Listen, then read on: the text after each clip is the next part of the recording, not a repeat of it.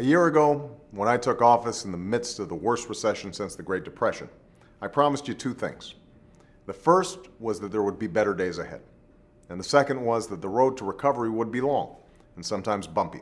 Yes, the president can say, "I told you so," but that won't stop many Americans from finding the road too long and too bumpy. Hello, I'm Ray Suarez. Welcome to this new edition of Destination Casablanca. President Obama took office a year ago with many issues on his plate: the economy, health care, 2 wars, and national security, to name a few.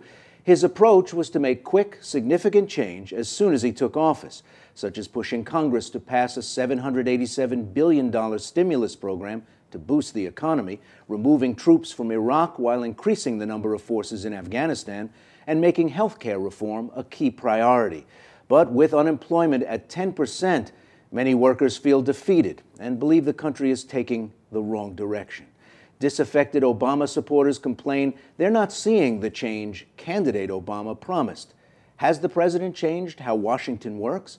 He was determined to promote bipartisanship, but has not been able to get any Republican support on nearly every major issue he's pushed. Tonight, Destination Casablanca will look back at the past year, at where the country stands compared to a year ago, and analyze whether President Obama is on the right track. Joining me to begin this program, Adolfo Carrión, Director of Urban Affairs at the White House. He served 2 terms as Bronx Borough President and 1 term as President of the National Association of Latino Elected and Appointed Officials, NALEO. Prior to that, he represented New York City's 14th City Council District. Welcome to the program. Hey, it's good to see you. It's good to be with a fellow New Yorker. Well, just in time for Obama's first anniversary, he got a present gift-wrapped from the voters of Massachusetts. How is the breaking of the 60-vote Democratic caucus in the Senate going to change things for the rest of the term?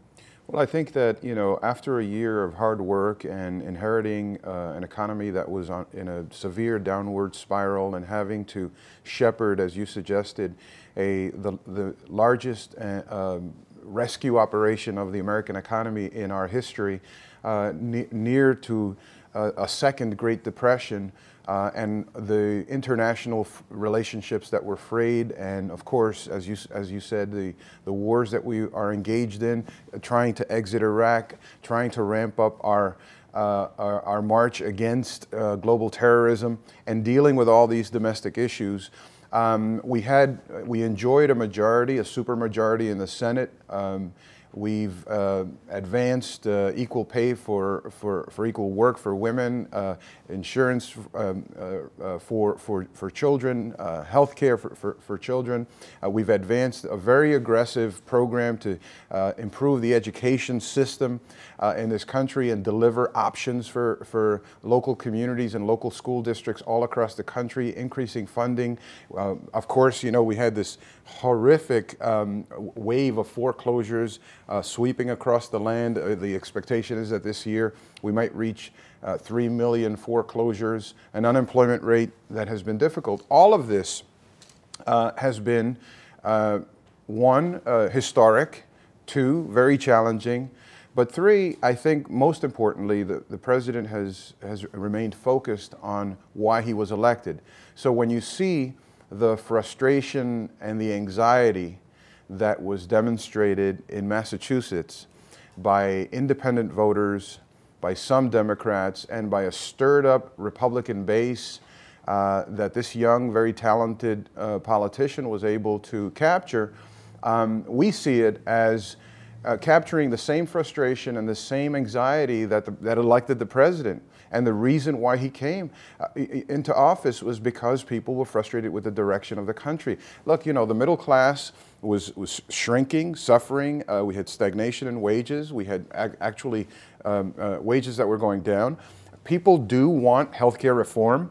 They may want their brand of it, but they understand that there is a problem with the way Washington works and with the absence of enough insurance for enough of the American public. The American people are very compassionate people, Ray. They are now suffering. They are angry. But I will tell you that we in the White House feel that frustration and understand it, and the president is committed to ensuring that we continue this march forward toward the reforms that we need to undertake.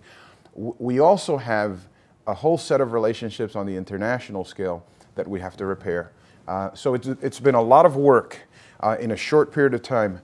I arrived in Washington, D.C. on March 2nd on a snowy day, and charged by the president with looking at America's cities and trying to ensure that we can bolster those economic engines of our economy, ensure that we can direct federal resources to the cities. It's been, it feels like yesterday, but it also feels like an eternity ago.